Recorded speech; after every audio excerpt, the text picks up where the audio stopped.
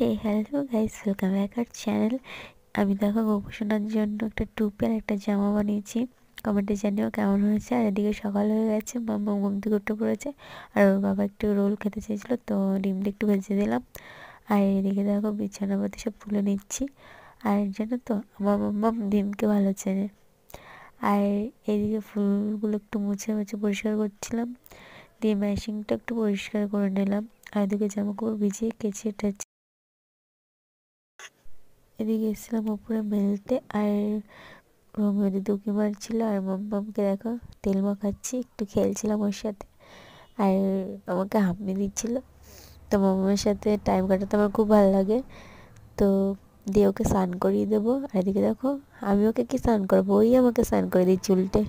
তো আমার পাকা বুড়ি একটা। তো এদিকে পুজো কমপ্লিট করে নিলাম, আর মেজর একটা তেল বানালাম, অবশ্যই দেখো তোমরা।